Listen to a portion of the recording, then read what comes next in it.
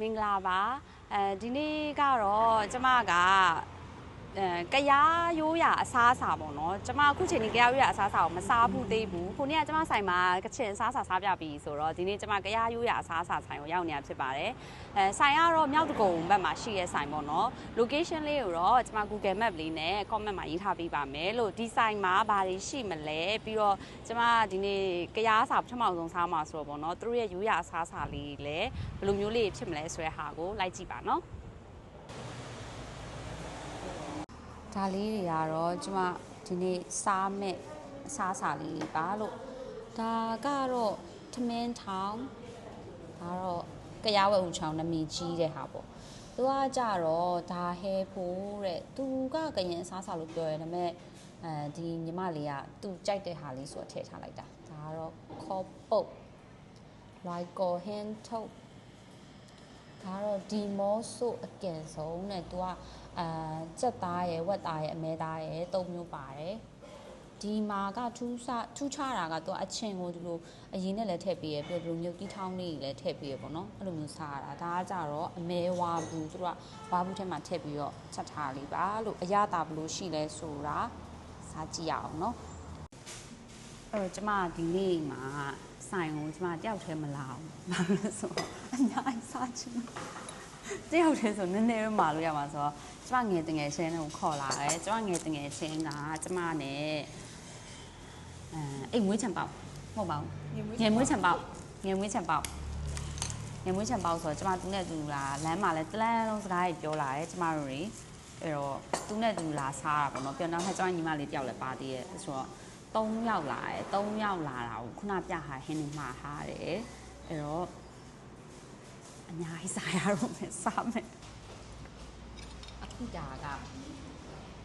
ထမင်းထောင်းသူ့မှာကပိုကပ်ပါတယ်ပြီးလို့ရှိရင်ပြီးတော့သူ့ရဲ့အနက်လေးနော်အနက်လေးပါတယ်မူကက်ကလေဒီမူကက်ကလေတို့ငါတို့ကချင်ဟင်းမှာတုံးတဲ့မူကက်နဲ့တူရနော်ငါကွအရသာအဲ့လိုမျိုးနဲအဲ့လိုသမင်းတုပ်အဲ့လိုသမင်းနဲအဲ့လိုမျိုးနော်အရပါဒါပေမဲ့တော့ဖောင်းထားတဲ့ဟာဆိုတော့ဝါရတာပုံမျိုးကြော့သွားတယ်သမင်းကောင်းတယ်လည်းနည်းနည်းတော့တူတယ်နည်းနည်းတူနော်ငါဆင်လာလေမက်ခါမုတ်ထဲနေမက်ခါမုတ်ထဲလာတယ်ဒါငါသမင်းဖြူစားတော့ဒါမက်ခါမုတ်အော်ရဒီထဲမှာမက်ခါမုတ်ပါလားလို့မေးကြည့်တာမပါဘူးတဲ့ဟာတော့တရားအစားအစာရဲ့နမီကြီးဇလိုက်ဝက်ဦးချောင်းဟာဒီဝက်ဦးချောင်းလေသူပြောမလဲကြိုက်တယ်သူလိုမျိုးအစာတုပ်ပြီးတော့အဲ့လိုမျိုးလုပ်တဲ့ဝက်ဦးချောင်းမလို့ဒါကအရာလည်းမပါဘူးလေ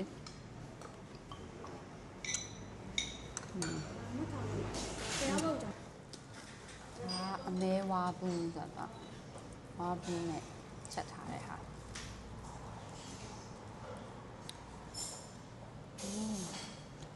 တေးလေးလောက်ထားတာနော်အမဲသားလေးကိုစင်ကောတော့မဟုတ်ဘူးသူကအတုံးလေးလုပ်ပြီးတော့မှ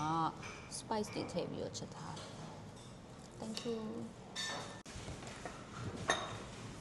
ကျမဆိုင်မှာမရှိတဲ့ service တခုသူတို့မှာရှိတယ်ဘာလဲဆိုမှကြည့် discount ပေးတယ်သူကငါတို့ကဒီနေ့ကဘာလဲတနင်္လာနော်အင်္ဂါလားဒီနေ့တနင်္လာမဟုတ်လားအင်္ဂါလားဟုတ်တယ်အေးဒိတ်ပြောက်သူကတနင်္လာဆိုရင်သူဘယ်မန်နူးကဘလောက်%အင်္ဂါဆိုရင်ဥပမာဒီနေ့ဆိုရင် soup ပေါ့အခုကျမတို့စားရဲ့ကြက်ရိုးရာဆိုရင်သူ 15% ပြီးရင်ဗုဒ္ဓဖူးနေ့ဆိုရင်စကောက 15% ပြီးရင်ကြက်သားပလေးဆိုဝါဘူးက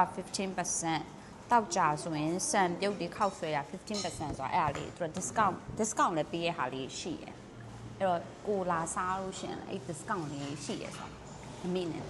တောင်းဘာလို့ ကျမလေးအဲ့လို discount တို့ buy one get one တို့အလကားပေးရလို့ဆိုအရန်ကြိုက်တယ်နင်လည်းကြိုက်တယ်မလားငါလည်းကြိုက်တယ်ကောင်းခမင်း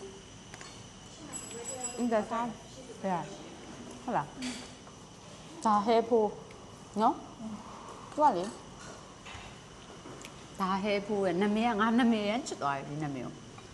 မြစ်6နဲ့တဲ့အတီးရွက်တွေကိုတဲ့အော်အဆက်ဟင်းနဲ့အဲ့ဆိုဆက်မှာပေါ့ဟဲဆိုတာဆက်တာတဲ့သူကမြစ်6နဲ့အတီးရွက်တွေကိုပြုတ်ပြီးတော့ထောင်းပြီးတော့မှပြန်ကြော်ထားတာတဲ့အာလူလည်းပါလားမသိဟုတ်ခရမ်းကြီးကြီးအဲ့လိုပါနော်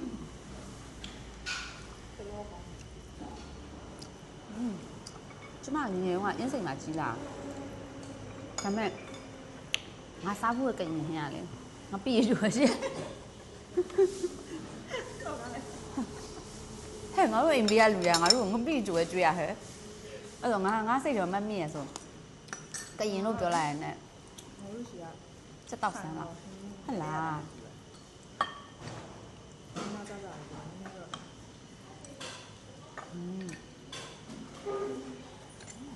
ဒါကဟွာ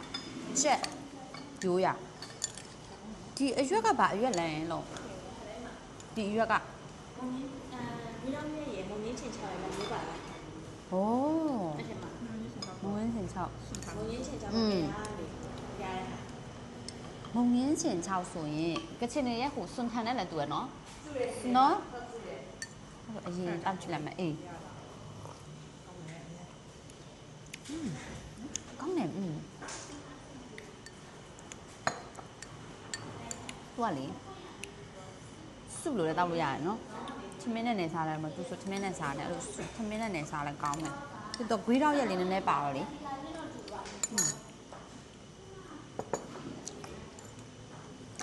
ချက်ကိုပြန်ကျင်ထားတာမသိဘူးချက်ကိုမလို့ကြိုက်ညိုက်တာချက်ကိုအစိမ်းဟုံရကျုပ်ဝဲပြုတ်ထားမဟုတ်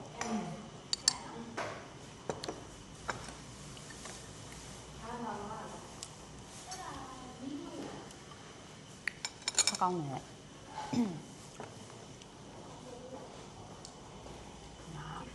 ဟင်းထုတ်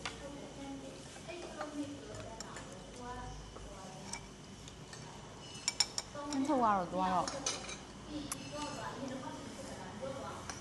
ထောက်ဖောက်ဖူလိုမျိုးပဲဟင်းထုတ်ကညံစားလို့ရတယ်ဘိုက်ဝရတယ်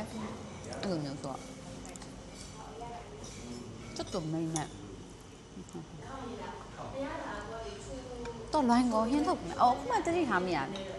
ဒီဟင်းထုတ်ကလေငါတို့တောင်ကြီးဘာမှစားဟန်နေစင်တယ်နော်အဲ့ကြောင့်လွိုင်းကောနဲ့တောင်ကြီးเนี่ยလူရညားကြတာလေစားတော့ဘူးလားမသိဘူးနော်လုံးလွိုင်းကောဟင်းထုတ်နဲ့လေတောင်ကြီးကဟင်းထုတ်နဲ့နည်းနည်းတူတယ်လို့အော်ထုတ်လေးအေးဟုတ်တယ်ဖွဲ့ဖွဲ့လေးဆန်မုံကြောင်မှာအားကြောင့်ဝင်ကောကလူတွေနဲ့တောင်ကြီးကလူတွေနဲ့ညားကြတာမသိဘူးသူကလူနေရောက်ရဲ့ဆက်ဆက်ရေးမှာတဲ့သူကအစားတော့တူဖို့ကလည်းအရန်ရေးကြီးရယ်လို့ပြောကြတာလေအစားတော့မတူရင်အဲ့လူနေရောက်ကပေါင်းသိဖို့တော်တော်ခက်တယ်လို့ပြောရဲအားကြောင့်တက္ကသိုလ်သွားတက်လို့လားမသိဘူးမန်လေးမှာတက္ကသိုလ်တွေသွားတက်ကြတာလားမသိဘူးအားကြောင့်ကြောင်ညာမှာပိုင်ရှင်ကဟုတ်တယ်မန်လေးကလူကပဲရလိုက်တယ်ဟင်းထုတ်ကြောင်တစ်ချက်နာအကင်ဒီမှာကတော့အကင်ကိုလေအဲ့လိုမရုပ်တီးကိုအစိမ်းထောင်းပြီးတော့မှနဲ့ရှာတာအဲ့မစားဘလို့စားရလဲသူက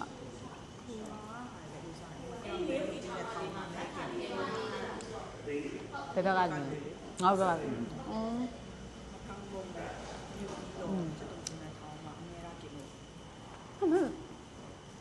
都给俺嘞，俺不跟那哎呀，对不挂路哎，spice 酱嘛，那就，嘛没打手的，啥呀呢？哎呀啦， စားကြည့်မီးသွေးနဲ့กินတော့မီးသွေးနဲ့กินတဲ့သားရတာတော်များများအရင်ကြီးမကွာဘူးဒါပေမဲ့ဒီဆိုင်မှာကြိုက်တာတခုကအကင်ကိုဗမာချက်တုံးတာကျမအရင်ကြိုက်တယ်ကျမစီပီကိုမကတ်စားနိုင်တဲ့ထဲမှာပါတယ်ဟုတ်ဆိုလေလူကြီးပြောတာလမ်းလျှောက်တဲ့ကျဲတဲ့စီပီကိုကျွန်တော်လမ်းခေါ်မိုင်ဦးဆိုမှပြောအားနဲ့သူကလမ်းမလျှောက်တော့တဲ့သူ့ရဲ့အသားတွေကပျော့ကြီးဖြစ်တယ်တဲ့မကျန်းမာဘူးတဲ့လမ်းလျှောက်တဲ့အချိန်ကျတော့လှုပ်ရှားနေရောတဲ့မဆယ်လှုပ်ရှားကောင်းတယ်တဲ့အဲ့နဲ့အဲ့အသားပို့ပြီးတော့စားလို့ကောင်းတယ်ဆိုတော့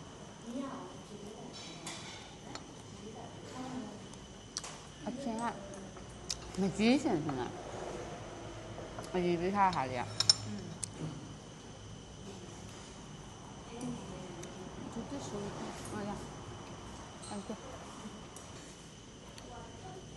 ကြတော့ဝါဘူးခုနကဝါဘူးထဲအမဲဝါဘူးသူအမဲဝါဘူးရတယ်စက်ဝါဘူးရတယ်မင်းနူးတွေထဲမှာဆိုတော့အမဲသားကိုတိတ်လေးလေးပြီးတော့ဟင်းခက်အမွေးကြရွက်တည်ရဲ့ဂျူးမြင့်နဲ့ချက်ထားတာရုပ်ပြက်ကြည့်လိုက်အယောင်ကလေငါတို့အမဲကချင်ချင်နဲ့တူရနော်အယောင်လေးကအမျိုးလေးတူတယ်ဒါမှတိုင်းရင်းသားစားရေအကုန်လုံးအခုစားနေတာစီမများဘူးဗျနော်ကြရားစားလေငါလေးလိုက်စားချင်တော့ကချင်စားကရင်စားကချင်ငါဆိုင်မှာစားပြရတယ်ကချင်ကြရားကရင်ချင်းအဲ့လိုမျိုးလေးအဲ့လိုလိုက်စားရမယ်နော်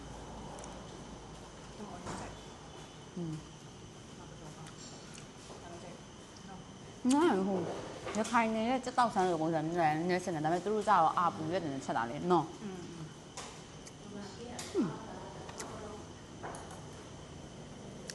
အမဲဝါဘူးအခုမှစားပွဲ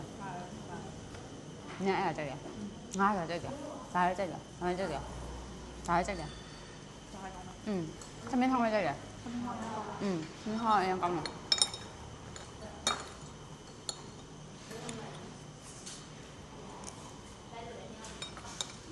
ကျမအခုနလန်ထခါစားနလန်ထခါတော့မဟုတ်ပါဘူးတော်တော်ကောင်းနေပါပြီဖျားလို့တိတ်မတူပုံစံအပြင်စင်တယ်မင်းကတော့ဆန်ရောက်သွားအဲ့အခုကြည့်ရတယ်ဖျားခါလည်းမတူပါလားအော်ဘယ်လိုမျိုးမြင်ချင်တာလဲလို့သိရမလားဖြူဖက်ပြောရင်းမြင်ချင်တာလို့ no လို့အမြင်လာနေရောမှာနေရောမှာလို့ပြောထားတာသူအော်ဒီဗီဒီယိုမှာကျမတငယ်ချင်းပါတော့ကျမရဲ့ငယ်နာမည်ကို nickname ကိုကျမဒီဗီဒီယိုမှာ reveal လုပ်မယ်သူကသိရယ်ဘာလို့ဆိုတခြားလူနဲ့ဆိုကျမဒီ chance နောက်တစ်ခါပြန်ရဖို့မလွယ်ဘူးဘာလို့ဆိုတငယ်ချင်းတယောက်ကလည်းသူလည်းသူ့ဟာနဲ့သူမအားတော့ငါမှငယ်နာမည်ရှိရကွာပြောင်းဩငါလေးဖြစ်သွားလည်းမသိမိုက်ကငါရဲ့ငယ်နာမည်တကယ်ပြပါလားငါရဲ့ငယ်နာမည်ပြလိုက်လို့ဝါကြောပြီးအရန်စားနိုင်တယ်ဒီခန္ဓာကိုယ်လုံးနဲ့ငငယ်လေးထက်နာမည်ကြီးစုတောင်းပွဲတကားတော့မစားရန်ကုန်မှာမဟုတ်ဘူးမြကြီးနားမှာနေတော့ကရန်စားနိုင်လားအဲ့ဒါကြောင့်သူ့နာမည်ပေးထားဘွဲ့ပေးထားအဲ့တရက်ကွက်လုံးတည်ရနော်တရက်ကွက်လုံးတည်ရခုလုံးတည်တယ်ကျမတို့လည်းရွယ်သူတွေပေါ့အခုချိန်ထိလည်းတည်ရဖုန်း contact မှာဆိုလည်းအဲ့လိုပဲမှတ်ထားတယ်ဝါကြောဆိုပြီးတော့ဝါကြောဆိုတာသူပဲကျမအဖွားနဲ့နေရောလေနော်အဖွားရဲ့နောက်လိုက်လေဖွားနောက်လိုက်ဆိုတော့လို့လေကြည့်ရတဲ့အတိုင်းပဲအေးအဖွားနဲ့နေရမြေးတွေကနော်အရန်အလိုလိုက်ခံရတာလေအဲ့လိုမျိုးဆိုတော့အဲ့နဲ့သွားစားအဖွားကလည်းဖျားကြမှာတင်းထောက်ဆိုတော့လေခေါ်ကြပါဘောဆရာမလက်ခဲ့ပါဆိုပြီးတော့ဆိုတော့အဖွားခေါ်ရင်တော့ငါလိုက်ပြီးခါကျတော့စားဆိုင်နဲ့အဲ့နမီတွင်သွားဒါပေမဲ့အဲ့ငငယ်ကငါဝါလေဟုတ်တယ်ငယ်တော့လုံးတယ်ကြီးလာတော့မှပြောင်းသွားတာလုံးဝဘလောက်စားမဝတာသူရဲ့ blessing အခုထိတော့မဝဘူးနောက်ကျရင်လည်းပြောလို့မရအောင်နောက်ကျရင်တော့ဝါလာမှာနော်အေးပေါ့ Okay အဲ့တော့ကျမရဲ့ငယ်ဘဝရဲ့လေးဝက်ချက်တစ်ခုကိုဖော်ပြပြီးပြီဆိုတော့ကျမအခုဆက်ပြီးတော့စားလိုက်တော့မယ်လွတ်လွတ်လပ်ကင်မရာမပါဘဲနဲ့မဆိုရင်ကင်မရာနဲ့ဆိုစားတာနဲ့မလွတ်လပ်လို့ဒါနဲ့ထူးခြားတာတစ်ခုရှိရဲ့အဲ့ဟာကကျမရဲ့ဒီတငယ်ချင်းကတော့အမဲရောင်လို့ဝတ်တာ သူ့ဘဝမှာအမဲရောင်ဒီဇိုင်းစုံအမဲကိုနည်းနည်းရင့်မလားအမဲကိုနည်းနည်းနုမလားအဲ့လိုပဲဝတ်တဲ့မိန်းမဒီနေ့သူအင်ဂျီအနီရောင်ဝတ်လာကျမလည်းဒီနေ့အင်ဂျီအနီရောင်ဝတ်လာတယ်ပြီးတော့အမဲမတိုင်မင်ထားဘူးနော်ဘာလို့ညစတော့မတိုင်မင်ထားပဲနဲ့ဝတ်လာတူတူဖြစ်ချင်တော့ဒီမှာညီမလေးတွေကလည်းကရားစာဆိုင်ညီမလေးတွေယူနီဖောင်းကလည်းအနီရောင်တရားဝတ်ဆောင်ကအနီရောင်လေးတကယ်ချင်းအော် thank you ဟမ်အော်ဟုတ်ပြီတရားဝတ်ဆောင်ကလည်းအနီရောင်မှန်တယ်လေးတိတ်နေရပြီစားပြီးသွားပြီဆိုတော့အချိုတဲလေကျမတို့30တန်းနေမှာကစားပြီးရင်အချိုတဲအရင်တော့ကလေတော့လူကြီးစားပြီးရင်ကိုလေဆင်းရက်ခဲလေးကြိုက်တာတော့ပါလို့ဆိုရင်အေးတိတ်တိတ်ခဲအခုစားမှာအဲ့တော့ဒီဆိုင်မှာကအဲ့လိုခေါပုတ်ကြော်လဲရတယ်ပြီးတော့အသီးဖြော်ရည်လေးရတာပေါ့နော်အသီးဖြော်ရည်ရတာအရန်အဆင်ပြေတယ်ကျမတို့လူအတွက်ပေါ့နော်ဘာလို့ဆိုကျမကကြတော့အဲ့လို ready made drink နေဆိုတာတွေပါတယ်ကျမမတောက်ဘူးအတက်နိုင်ဆုံးရှောင်နေပေါ့နော်အဲ့လိုလုံးဝငင်းလို့မရတဲ့ဟာမျိုးဆိုတော့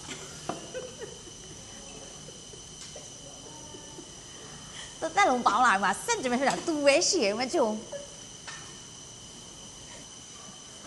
အဲ့တော့မှာအသီးဖြော်ရည်လေးလည်းရတယ်ဟမ်အော်ဟုတ်တယ်ခေါင်ရည်လည်းအများကြီးပဲပါစေဟုတ်လားဟိုရောပါစေတော့ပါစေ